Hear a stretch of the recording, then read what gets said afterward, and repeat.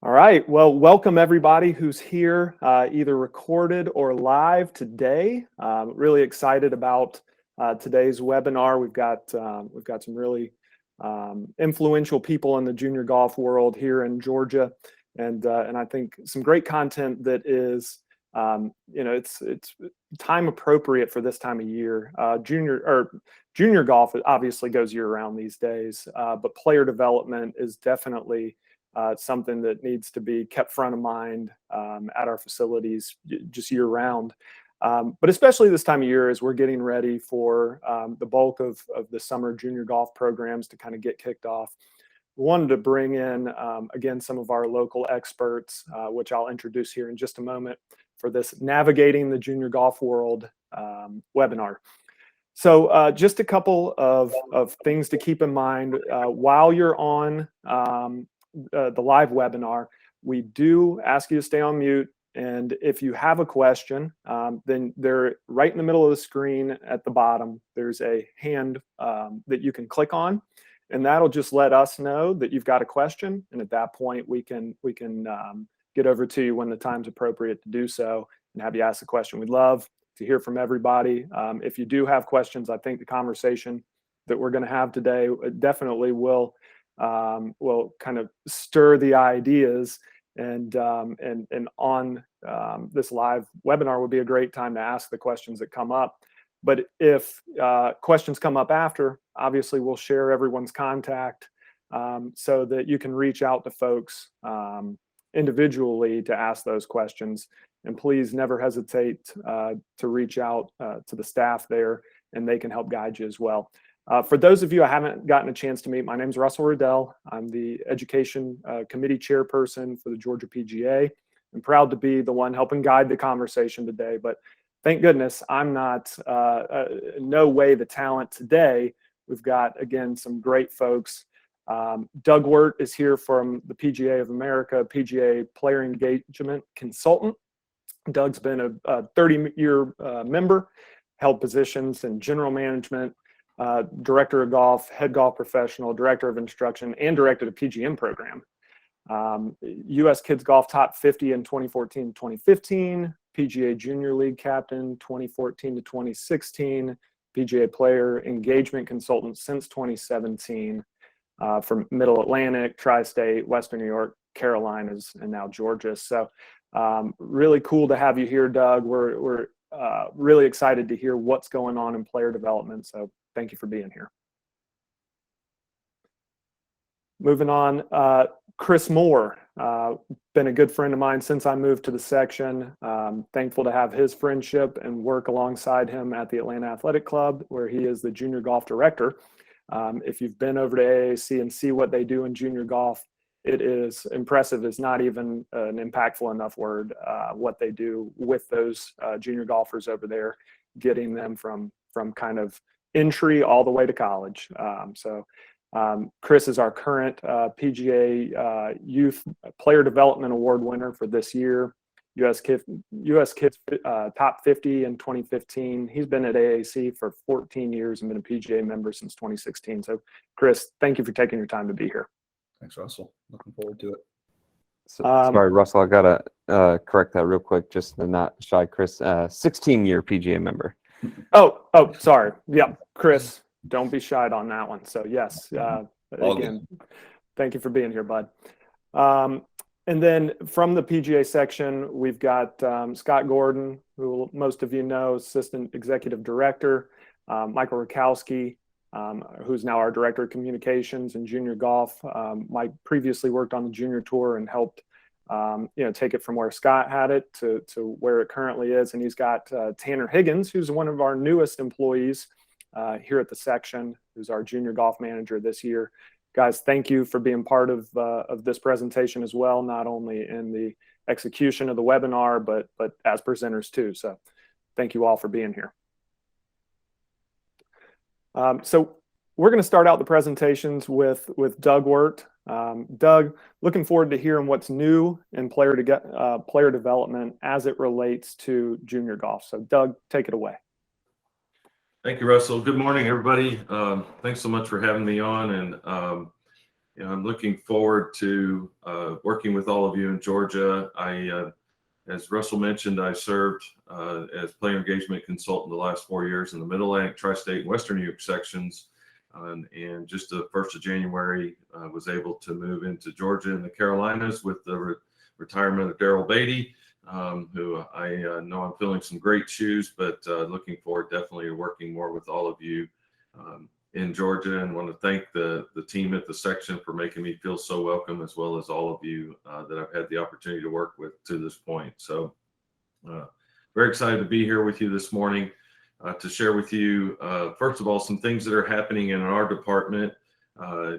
In the past, our department was coaching and player development, and just at the first of this year, our department has changed to player engagement, and as Russell mentioned, I'm your player engagement consultant. And prior to this, we were focused mostly on Pga Junior League, but with all the initiatives that we see throughout the country going on now, we feel that player engagement is something that's very important to help all of you with the growth of the game.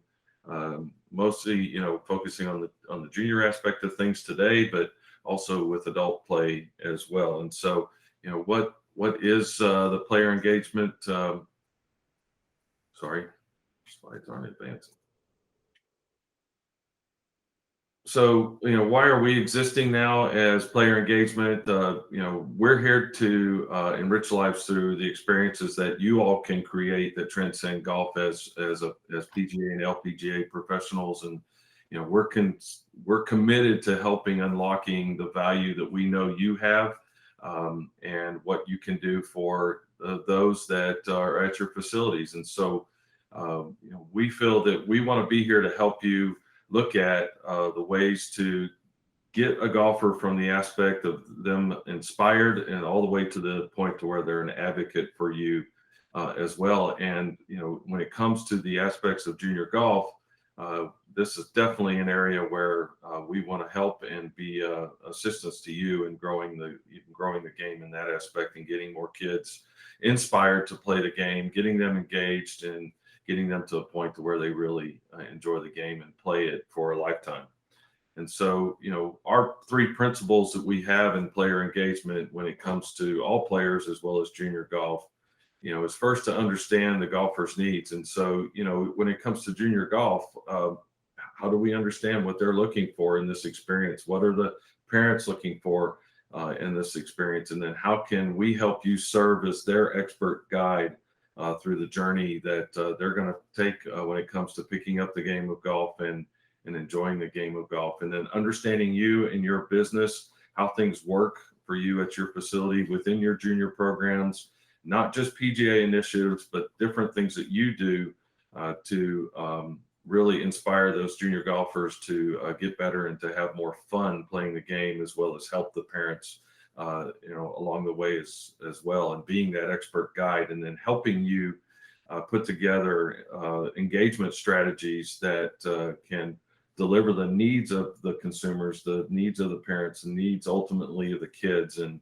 how they can have fun as a junior golfer in our game. And so, we put together this player programming pathway. And what I want to first explain is that this is not exhaustive of everything that's available to a junior golfer and parents these days. But what we see are these different entry points that any golfer can get into the game and enjoy it. But, it just different ways that different programs, different initiatives, and different platforms that can be offered to help onboard a golfer from them being a junior, even as an adult.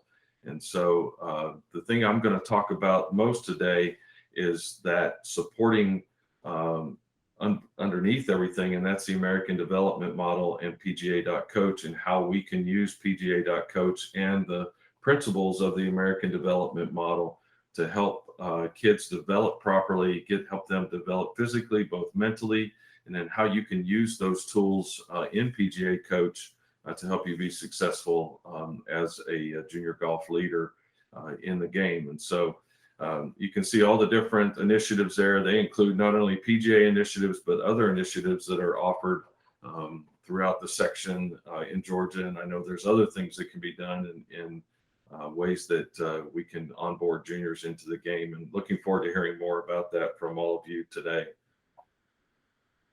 And so what is Pga Coach? Well, it is an initiative that was put together based upon our findings in the American Development Model, working with the U.S. Olympic Committee and other sports organizations around the country, and finding out how kids develop. And that's what the American Development Model is, and looking at how kids develop in the different ages that we see as they grow and move along, and what programs we can put in place, what activities you as a coach can put in place to help them develop not only physically and mentally. And it not just involves golf, it involves different physical activities, playing different sports, being involved in all those, so that they develop totally physically as a human being, as a kid, to be able to be successful, not only in the game of golf, but everything else that they might pursue. But it's very easy to get started. You go to Pga Coach, complete the ADM training. And then what's so great about it, once you complete the training, you can then create your coach profile on pga.com, which is where parents are going to be going to look for instructors, as well as other opportunities. And that's one of the things we want to become. We want to become that one driving force where parents know they can come to and find information to help them with their junior golfers, and find you as the experts in the field to be able to help them through their journey. And so once you've completed the American Development Training and Pga Coach, you then set up your profile. You can then you'll be able to see student leads, group events, content that you can put in there and publish. And then we have tools for you to help you with coaching for the juniors as well as adults, and use that as a mobile app, and then continued coach training that they develop in the American Development Model as you develop as a coach as well. And so a lot of great tools in there to help you, and activities as well, that you can set up a total junior golf program, just one session, and different activities, physical activities, fun activities that you can use to help them develop physically as well as in the game of golf. And so the American Development Model training involves the different stages that you see in a junior golfer's and a kid's life. Everything from active start when they first are younger, to learning the fundamentals, and then the point to where they learn to play, improve, and then get to the point to where they're competing and winning. And then ultimately what we want to see in player engagement, and I know we all do as PGA professionals, is that they learn a game that they can play for life and can progress along that spectrum of programs that I mentioned earlier and showed you earlier, from junior golf to adulthood, and continue to be involved in the game. And that's our ultimate goal in player engagement, is that we continue to create golfers for the future. I know it's awesome right now with the wave that we've seen of play and additional involvement in the game due to the pandemic. But our concern at this point is, okay, when is this wave going to continue? And at one point it probably won't. And what are we going to do to keep that going? And I think that all starts right now with us focusing on our junior programs and getting kids into the game, more involved, and having a good time with the game, so that from the active start to the play golf for life stage, we've got someone playing the game, enjoying it, possibly competing, getting better, getting to a higher level, but also getting to the point to where they're enjoying the game the rest of their life.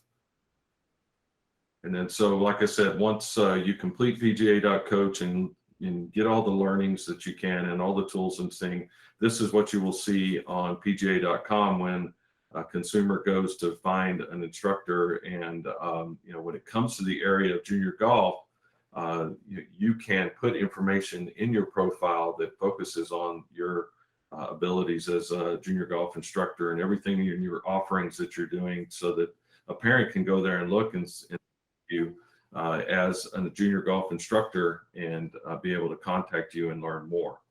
And so that's one of the advantages of completing the PGA Coach profile, as well as all the training.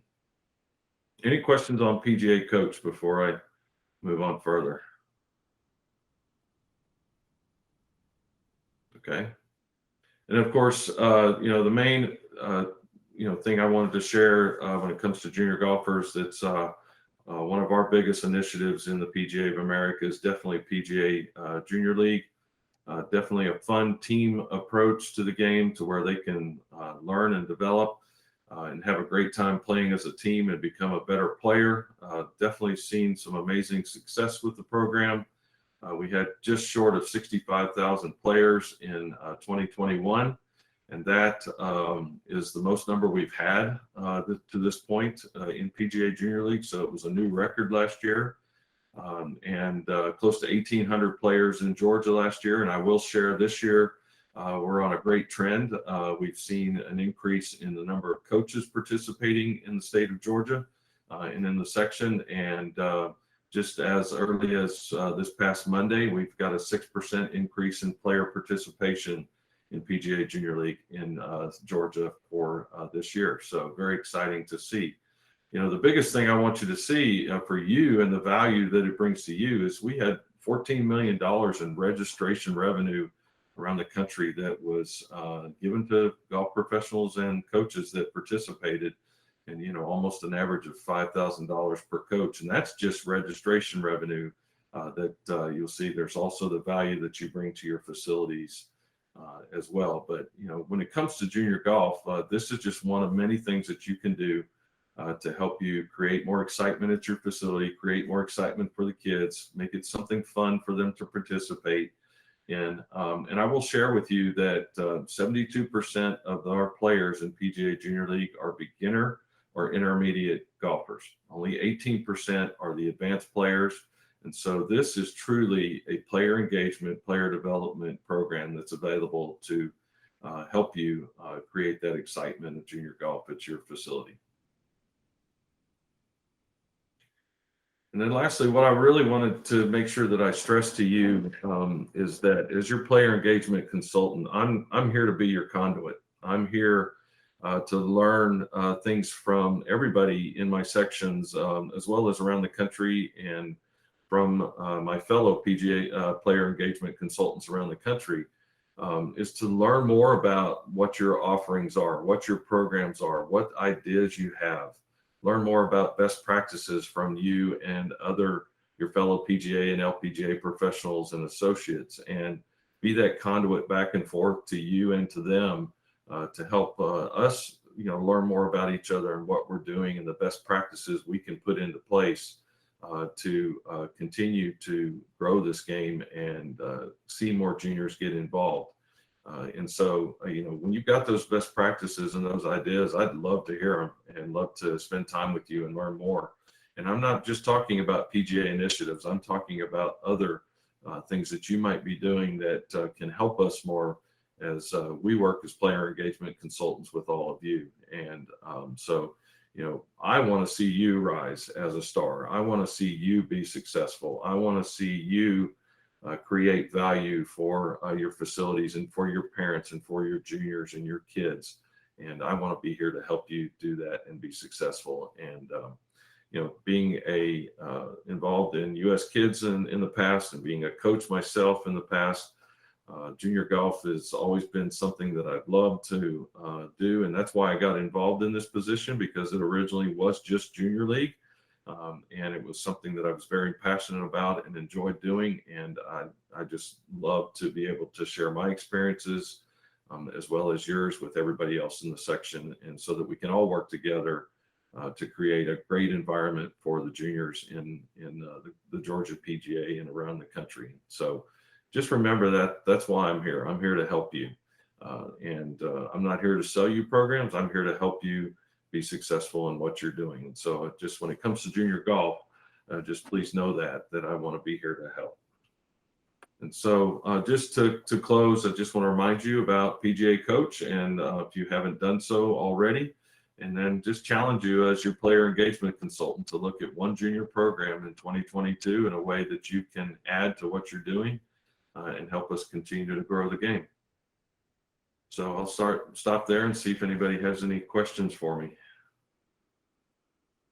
Doug, that was great. If you do have a question, make sure you click on the little hand, and we'll make sure we get over to you. But But Doug, one of the things that I've really seen as becoming more involved in the section is how genuine, the folks are at the section, at National, to help beyond what you said there at the end, beyond just the programs that you're here to promote.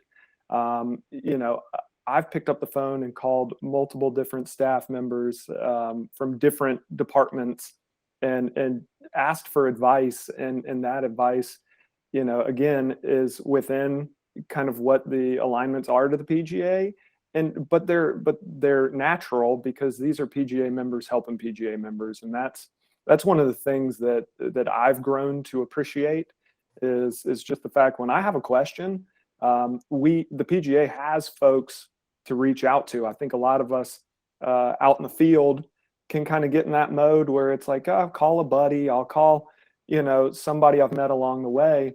And the PGA has these resources like you that are genuinely there to learn and help you solve your problems or solve, come up with opportunities for you. And I've seen that genuinely. And so I appreciate, the fact that in your presentation, you brought that up, because that's an important thing for all of us as PGA members to remember, that the different departments that we have, the different staff that we have, are here to help solve your problems with you, alongside you, and help you kind of get where you're trying to go. So Doug, thank you for that. My pleasure. Yeah, definitely look forward to serving more. So on to Chris. Chris, again, in your intro, I mentioned the success of the Atlanta Athletic Club's junior programs. And I got to personally watch that grow from where it was, which it was, it's a busy club with a lot of kids, but the structure of the program that you've been able to put together out there with the quantity of students and using your resources in creative ways.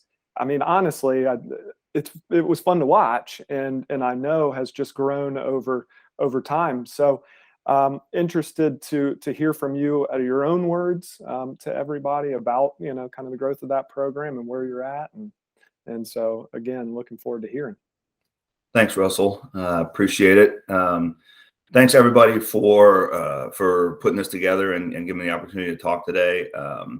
Quick little background about the AAC Junior Golf Program.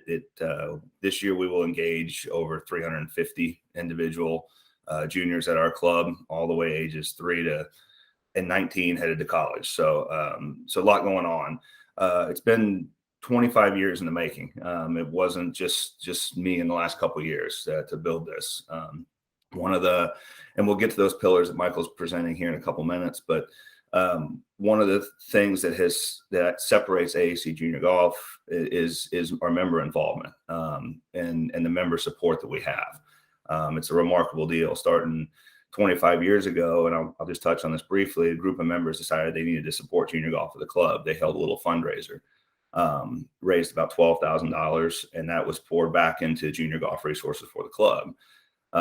Great idea. It has grown over the years. This past December, we raised over $171,000 in one evening. That goes to helping our junior program to a point, but they've also expanded it. Now we have scholarships that we give out, contributions to Youth on Course. We have some new programs that we're in the final stages of putting together. There are going to be some incredible outreach initiatives as well. That just all promote this great thing of junior golf that we're all very passionate about. So there's a lot there, and my point in bringing that part up is it's okay to involve the members. Sometimes I think we as PGA professionals get a little too anti-parent, and believe me, I've engaged those anti-parents. There are those that create that stigma around the parents. But I think sometimes we get a little anti-parent, and so bringing in member resources and getting your membership behind a junior golf program, that's one of the big things that can help you develop a big junior golf program. When I took over 7 years ago as the junior golf director of the club had just changed its vision statement. to really involve family focus. That's a main line in our entire club's vision statement, is family focused. And our membership was getting younger, and we needed to figure out how to expand our junior golf offerings. We already had a good program in place. We had a very good program in place. Credit to the predecessors that were doing it before me. But when I took over and really started to look at it and got through those first few months, there were really three things that stood out to me. One was we need to get younger. If you're going to engage golfers, you've got to get younger. I'm a parent myself. I have a almost 9-year-old daughter. I know the offerings that are out there. And if she were interested in golf and we never exposed her to golf before age 6 or 7 or 8, there's a good chance we might not get that because of soccer, because of dance, because of all of these things. Our youngest programs at that time we would occasionally let a 5-year-old do something, but it was like 5 and 6-year-olds.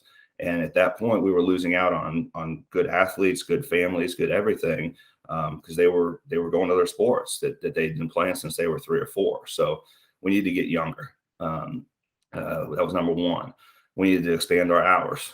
We were closing up shop by 6 o'clock every evening, and we had some limited education efforts on the weekends. We had some competitive stuff on our par 3 course on the weekends, but we didn't have a whole lot of education on the weekends. Well, if you're going to get kids playing, they're going to be in the evenings and weekends. That's when they have school. So you've got to commit to that. So we committed to expanding our hours, expanding our weekend offerings, just to give more availability. And then the third thing that we came to the conclusion was we needed to offer more than just a a la carte clinic, as I call it, like where it's just a one-off clinic, a one-off lesson where they can sign up and do that. We needed a program. We needed programs, things to commit them. And that led to get them committed to a season, a couple of months. You got a much better chance of getting a child hooked if you can give them 13, 14 opportunities to be with you than just one. If they go one, it doesn't click, and then they may move on. And then you've missed your opportunity. But if you give it one, they don't click. Well, the parents sign them up for a full season. They're going to come back, and then maybe that second time, maybe that third time, it starts to click. So that led to our first league that season, and that it featured 12 clinics, 6 matches, and it became a really it's become really a cornerstone of our development. After we got those 3 things, and we saw those 3 things that we really needed, we developed 4 pillars. That's what's on the presented right now. That basically they drive basically every decision that we make. And honestly, in importance, they go from left to right in importance on this graphic. Number 1 is safety. It gets overlooked. It gets overlooked. And you have to promote a safe atmosphere. And honestly, I'm not even talking about from a pandemic perspective. I'm talking about just a golf club. You know, the worst thing you can have for business would be a golf club catching somebody in the forehead, just because you're negligent and not setting up appropriately. You can't prevent every accident, but you can do everything you can to engage and try and prevent those accidents. That's obviously an accident like that's bad for business. It's bad for your look. It's bad for everything. But the other extra benefit that emphasizing safety first does is you're showing the parents and you're showing the kids that you care about them as parents and as kids. Again, I'm a parent myself, and if I drop my child off for a program, I want to know it's safe. And so if you start every practice by reminding groups, and if you start every practice by reminding all the kids that, hey, we're going to have fun today, but this is going to be the safety is going to be first. You're showing that those parents that you're really engaging them as kids as well. So that's really where it starts. So we keep our ratios small. We'll talk more about specific programs in a minute, but 4-to-1 for little ones, 5-to-1 for littler ones, and then 6-to-1. We don't ever go more than 6-to-1 on a teacher, any teacher, student in any program that we have as far as ratios. Second pillar is organization. It's to run a junior golf program, you've got to be organized and you've got to be plan oriented. You've got to be, and it's not plan oriented for me planning out this afternoon. It's planning out months in advance. You have to be thinking through what you're going to do. You have to publish when you commit to doing a league, you have to publish the whole schedule. You can't just say, hey, we're going to do this here and there. Sure, weather and other factors may tweak that schedule, and people are reasonable about that. But you've got to plan the whole thing out. It's what the parents want. It's also what the kids want. People don't realize that. That's what the kids want. They want an organized plan when they come there.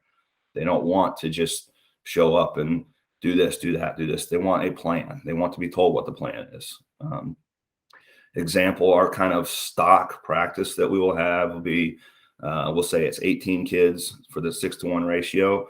We'll have 18. If it starts at 4 o'clock, 3:45, it's set. It's completely set up. We'll have 18 cones set out, spaced out. The kids know when they arrive, they go to that cone with their golf bag. 4 o'clock starts. We start on time. We end on time. 4 o'clock starts. 5-minute stretching routine to let the scragglers arrive. We'll break into 3 smaller groups. They'll run through 3 different stations, usually something in the putting, something in the full swing, and something in the chipping pitching arena. Run through those stations. Return to their cones, closing announcements, and move forward. But it's a very organized, it's a very structured practice, and that's part of what makes it work so well. The third pillar is, as it says, fun. If it's not fun, they're not going to want to come back. I mean, if it's not fun, they're not going to want to come back.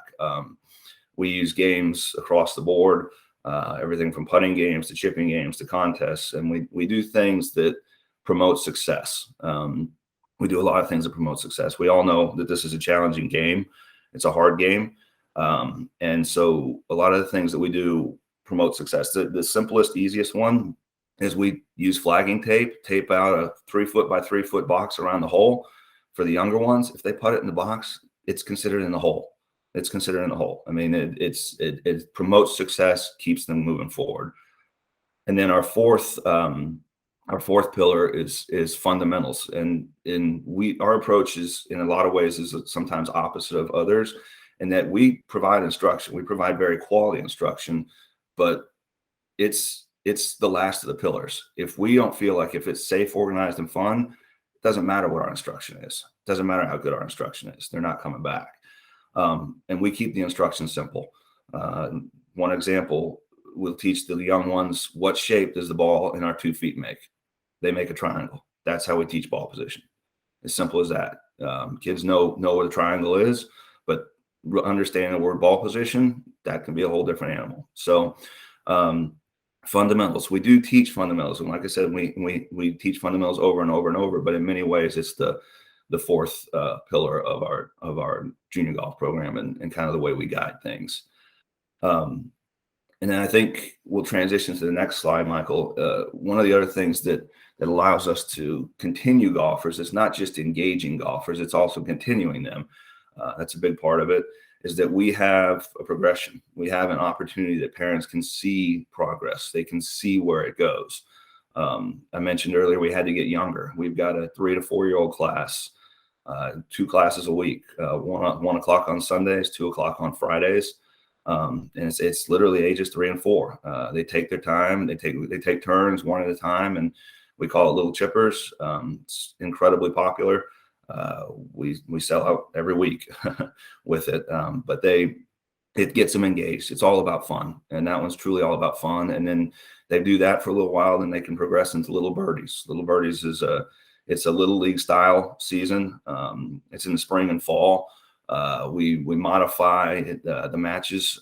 There's practices Wednesdays, matches Saturday. Matches are 5 holes. It's basically a drive, chip, and putt on each hole. Parents caddy. Again, it's about fun and engagement. And then they see the opportunity to move up to Flying Eagles, ages 7 and 9. It's another little league style season, and that's a little more independent. At that point, we're starting to get them to play 9 holes on the par 3 course, carry their bags. It's a scramble format, still a relaxed format, but trying to get them to start to understand the game. And then they'll eventually, there's a lot of overlap between Flying Eagles and where you see par 3 tour, but that's where it starts to get a little bit more competitive for our juniors. Sunday is a scramble format, but there'll be some really good scores shot. That's a natural progression from Eagles to the scramble. And then our Saturday is a straight up stroke play, usually between 20 and 25 kids, ages 7 to 17, and it's straight up lowest score wins. So that gets to be very competitive. keeps the older kids sharp because they don't want to be beat by the younger kids, and provides some incredible motivation for the younger kids to keep practicing. And when those younger kids do beat the older kids, they really means a lot to them. And then all that leads to getting them out on the golf course. And we have on-course competitions. We're a little bit more limited this year with one of our golf courses down for the season, but we do get them on the golf course. We encourage them to go play in things like the Gsga skills challenges, drive, chip, and putt, Gsga beginner tour, Georgia PGA tour. And then as they get better, we provide the resources for them to go find tours and find play. And one of the great things nowadays is there's no shortage of places for kids to play. If they want to play, they can find a place to play. And so we help provide that. And that's but the great thing is they can see this progress. And our program is if a family wants to get their kid in golf and a kid really likes golf, they can see the progression, and they can see that we have turned out college golfers in the last few years, lots of college golfers in the last few years. And they can see that if their kid and their family wants to commit to that, that they see a pathway. And so that keeps them engaged. And I think that's one of the real keys to what we do. But I'm happy to take any questions. That's a quick overview kind of some of the things that we do at AAC.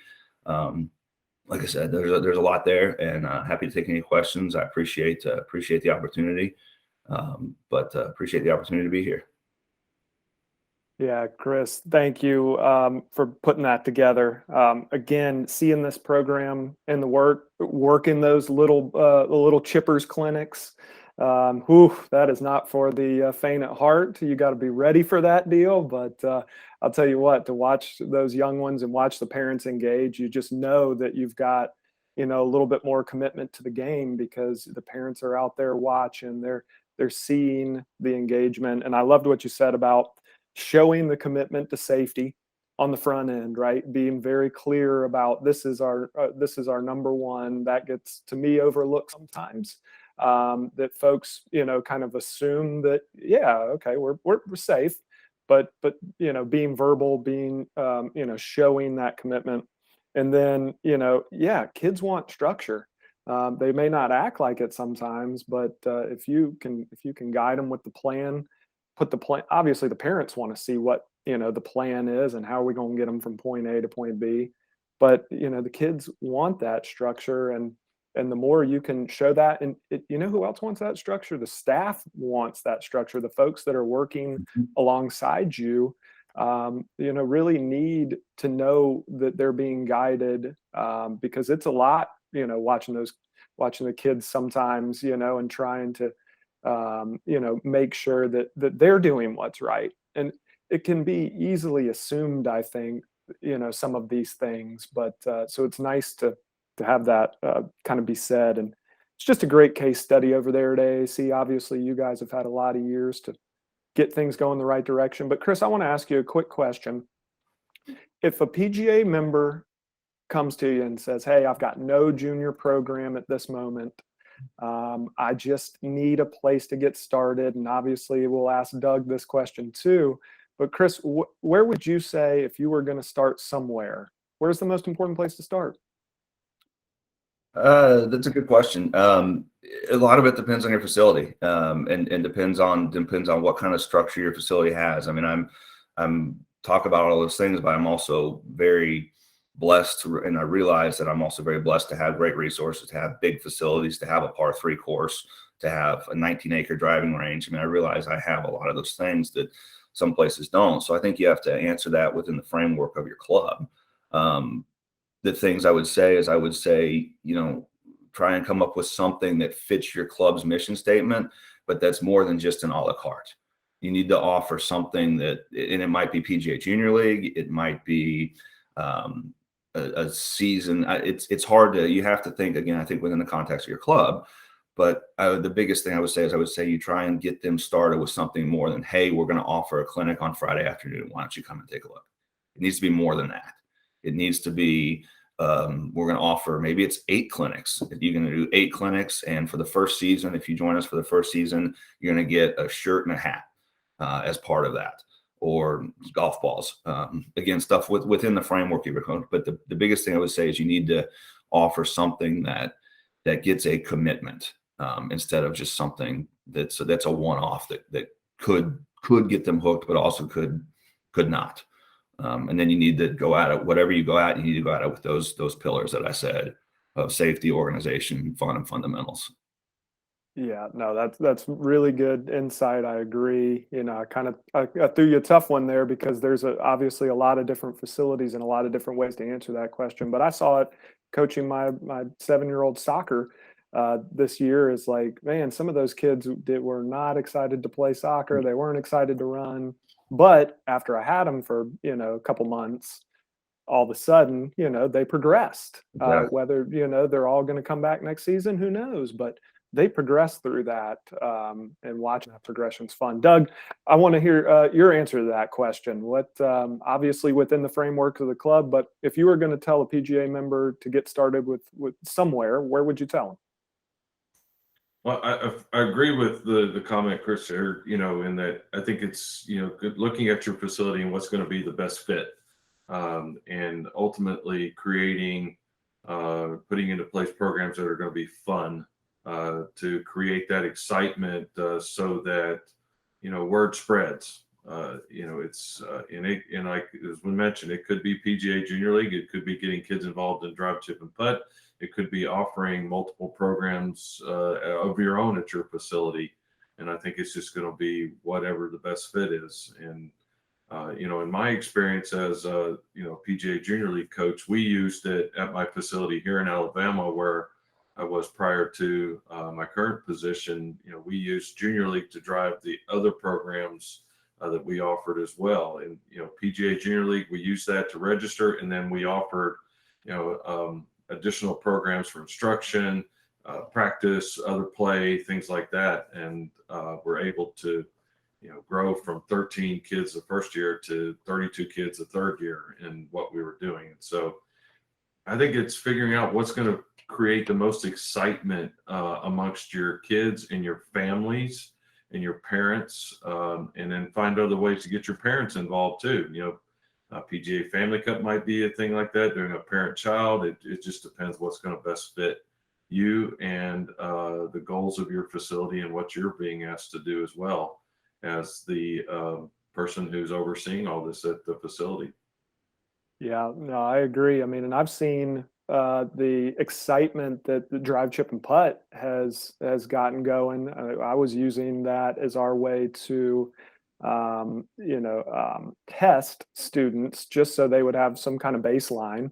And there was a, you know, a standing rubric for that, obviously. So, you know, but yeah, you know, having that be, you know, a carrot at the end, or just using that in some of your programming, I've seen, you know, the energy that I guess comes from that. So those are great answers, and guys, I appreciate you taking that curveball question. So finally, I'll move on to Michael Rakowski from the section here. He's got Tanner Higgins with him to help. But Michael, tell us about the junior golf tour, kind of where it's come to, and what the vision that the section has for that tour. And yeah, thank you, Russell. And again, I'm Michael Rakowski. I'm Director of Communications in Junior Golf. I've been with this section since May of 2018.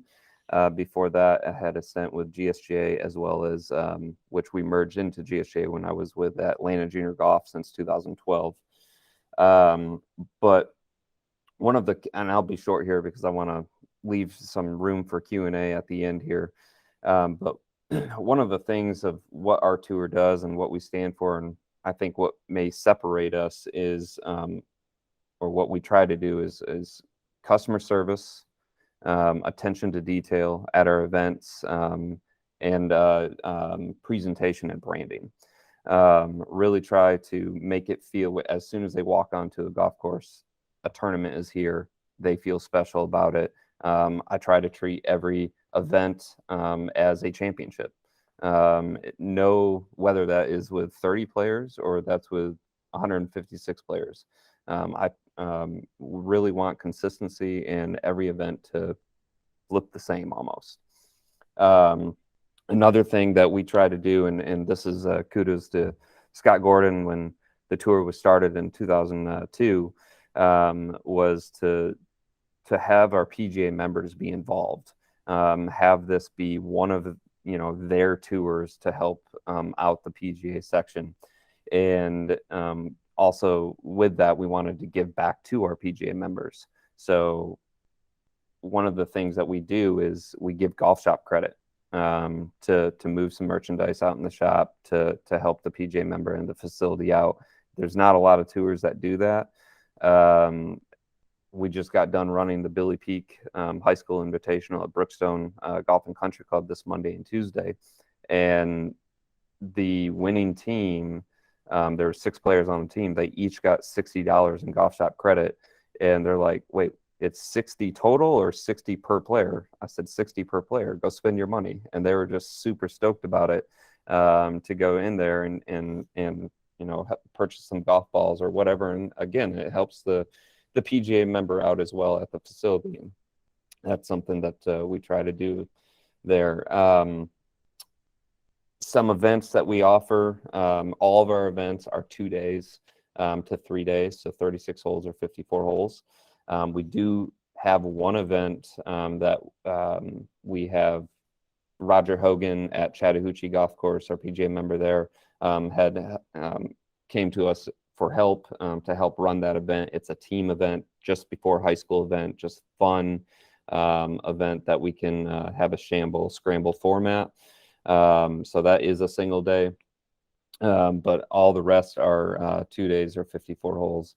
And so our 36-hole events, we run about 10 of those. We have 2 54-hole events, which are our majors, double the points for Player of the Year.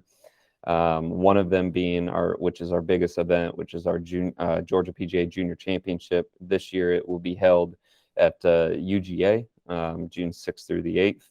And that is a 156 player field, where we do have a cut after 36 holes to below 70 players there. The winner of that, or I'm sorry, the winner as well as the runner-up for both the boys and the girls will move on to play in the PGA National event for juniors. It's at or the Junior PGA Championship. That's at Cog Hill, I believe, this year. And so it's always awesome to see our juniors compete on a national level. We kind of dress them up in Georgia section clothes when we send them, give a bunch of goodies and stuff like that to have them represent Georgia for us. Our other 54-hole event is this year. It's in Columbus at Country Club of Columbus, and it's our Haskins Junior Invitational and our Annika Award Invitational. Haskins is for the boys. The Annika Award is for the girls, and we run that combined. It's usually about 84 players. And then the season culminates at the end of the year to our Junior Tour Championship, which is a 36-hole event this year that is hosted at Great Waters at Reynolds Lake Oconee. So a great golf course, and should be a great championship test for those juniors. They do have to qualify for that event through Player of the Year points. And then that tournament, just recently, we went to a new format where that tournament will determine Player of the Years and our Stroke Average Award winners. Before that tournament, we used to know who that was. This time, over the last couple of years, I wanted them to play for something extra and have that tournament mean a little bit more. So that tournament is also worth double the points. Again, you have to qualify to get into it, but once you're there, that will determine our winners. This past year was also our first year doing a little fun event for the juniors at the end. Not really a banquet, a formal banquet, but just a little get together for our Player of the Years and Stroke Average Award winners. We went to Topgolf for a night, and then the next day they played Peachtree, which a lot of them didn't even know what Peachtree was. So it's nice having that in our backyard here, to be able to, one of the top, probably top 40 golf courses in the U.S. So it's nice bringing them to there. Along with some of the things that our tour has, some of the exemptions that they can earn with us is, I already mentioned the Junior PGA Championship nationally, our Player of the Year winner from last year, as well as our Georgia PGA Junior Championship winner gets exempt into the Georgia Open. We've also partnered with Sea Island, where they have an exemption to the Junior Jones Cup as well, and the new Sea Island Women's Amateur that the girl gets into that field as well. But our tour really focuses on those that are not necessarily elite golfers, but the kind of in-betweeners that want to play college golf, not really sure how to get their name out. And this really allows them. We thank AJGA. I know Stephen Hamlin's on the call, but AJGA to help us with getting performance-based entry stars for most of our events, and that helps drive our participation, so kids can go actually play the PGA Tour of junior golf, as I like to call them. But you know, that's a big thing for some of these juniors to do, to collect those stars and be able to go in there and play.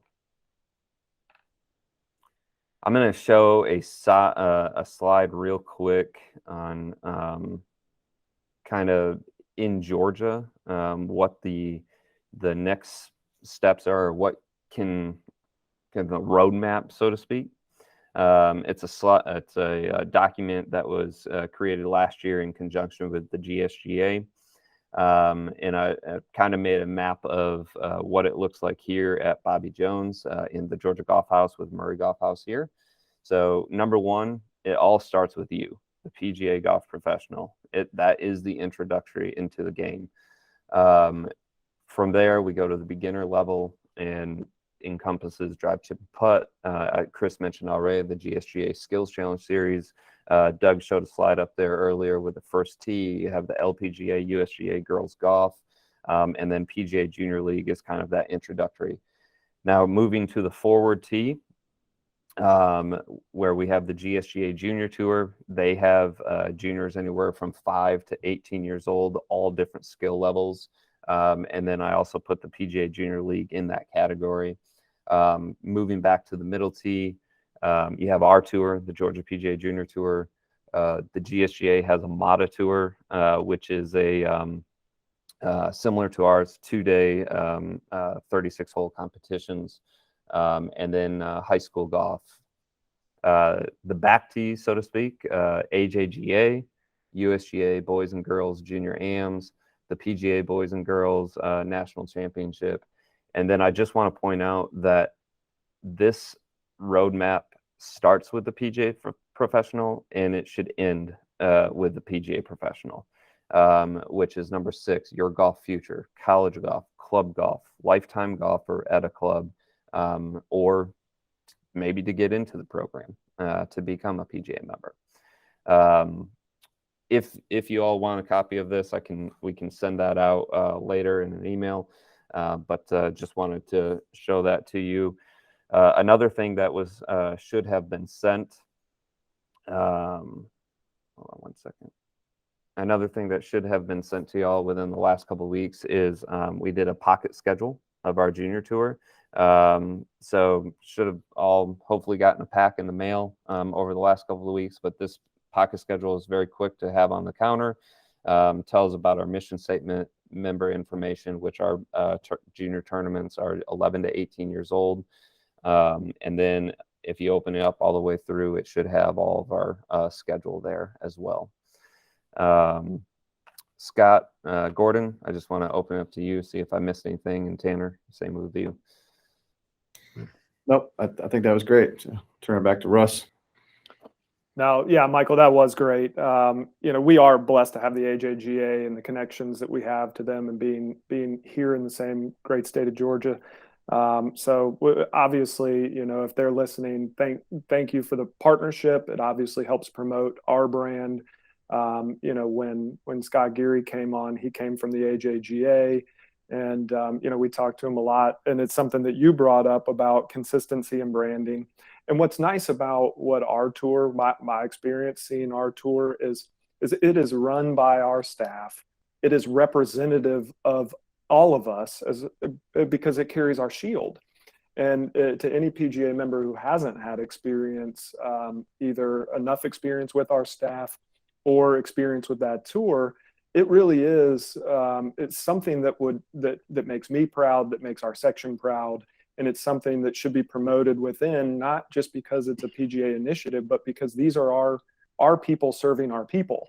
And these are our PGA members, our facilities serving our local golfers. And yeah, either getting them in the right direction to go, to a USGA type event, to go to an AJGA type of event. These are the types of events that prepare those folks to do those, to be in that kind of spotlight or moment. So I think we should all take a lot of pride in that tour personally, because again, it carries our crest, the same crest that goes on your golf bag. It goes at your facility. It goes on the tent that goes out there with Michael and Tanner and the team. So I'm glad that you brought up, consistency and branding, and that this is a PGA member focused tour. So great work to all of you. I encourage anybody out there, if you haven't, been to an event or promoted the tour, please, do so. Reach out to Michael to learn more.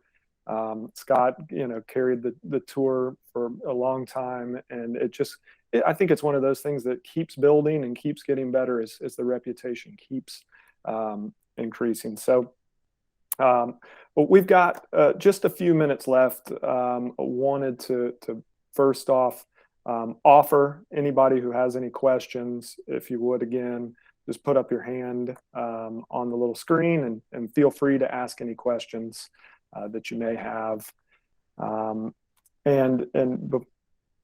Hey, all right. All right, Stephen, go ahead and ask your question. Thank you for being here. Oh, Stephen, hold on. Let me see if I can let you off mute. Off mute. I cannot. Gordo, can you let anybody off mute? There we go. I got it. Thank you. I just want to say how impressed I am with all the great work being done here in Georgia for junior golf. I've always been such a believer in the process. The young men and women that make it to the AJJ level started at a club, started with a PGA professional, played locally, played within the state, played within the region. And all we do is provide a platform. We have nothing to do with the development of talent, but provide the platform for them to get exposed for college golf scholarships. So kudos to you guys for the programs you've got, the tireless effort you're making. I once heard from Wally Uline of Titleist that junior golf is the R&D of the golf industry, and it truly is. So the things that we're doing with USGA, LPGA girls clubs, the drive, chip, and putt, the Junior League, this is the R&D of our industry. And so all the great work that you guys are doing is helping grow golf, helping grow our numbers. Georgia is the number 4 state in the country as far as AJGA membership. I look at the Ford brothers as a great example of what's coming out of the good work at AAC and many, many others, just to name those two. So I appreciate the opportunity just to listen in this morning and hear all the good work that you guys are doing. So thank you. Well, Stephen, that means a whole lot to us. And again, I meant it very sincerely. We appreciate the support that we've gotten. Scott's doing a great job for us. So good. We really appreciate the connection there to the AJGA. And again, for all our PGA members, what Scott Geary's always said is the AJGA is here to help too. So, always feel free to reach out and if you've got any questions about that organization. So Stephen, thank you. Megan, do you have a question? I do. Well, real quick, it's more of a comment on something that could possibly help the coaches. The app only allows you to put in one parent and one parent's contact information, i.e. email addresses and phone numbers. And so if we could somehow get word back to the app creator to be able to put both parents, you're going to get both parents' contact information for marketing to them later, but we had a lot of people not knowing where to go because the parent that was there on property was not the one that had received the communication. So just an idea to refine things and make things a little easier. And Megan, is that specifically for the Georgia PGA app? The Pga Junior League app.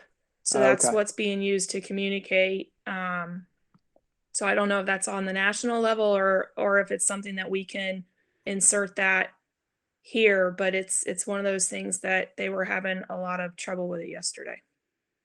No, yeah, thank you for bringing that up. Doug? Yeah, thanks for bringing that up, Megan. It is something currently in process being worked on for the app. And so, yes, we've heard that a number of times. So just know it's coming. Thanks for being patient.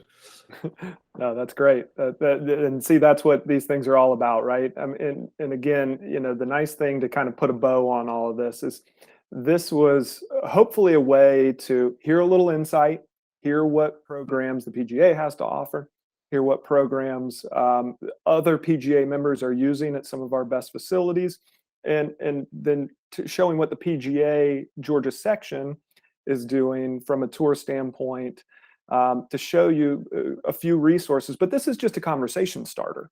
At the end of the day, now you hopefully can go on and see the resources that you have in not only what programs we have, but the people we have. And that can't go without being stated enough. That the fraternal nature of our organization is wonderful. Any of these folks would be willing to answer a call, myself included. But it's the collaboration that's the great part of our organization. Doug, did you have something else? I was just saying, Megan, give me a shout. I can share a workaround for right now. Perfect. Thank you. Perfect. Okay. Well, that's our time for today. Again, what we'll hope is that we'll be able to share some of the slides and on our website or via email. And this will be archived on our Georgia PGA section, along with some other of these that we've done in the past. So please, you know, watch some of that other content. It's been great conversation like this in the past, and also encourage others that you may run into along the way to seek out this conversation if you found value in it. So on behalf of the Georgia PGA section and the education committee here, I want to thank Doug. Looking forward to seeing what great things you do here. Chris, thank you for coming on and sharing insight with us and being a great resource for others. And Michael, again, and the whole team, thank you for representing us well and helping us execute today. So on that, thank you all for being here. If you all of your names are recorded so that you'll get MSR points, and the team will do that for you. So that'll conclude us for the day. Thank you for taking the time to be here.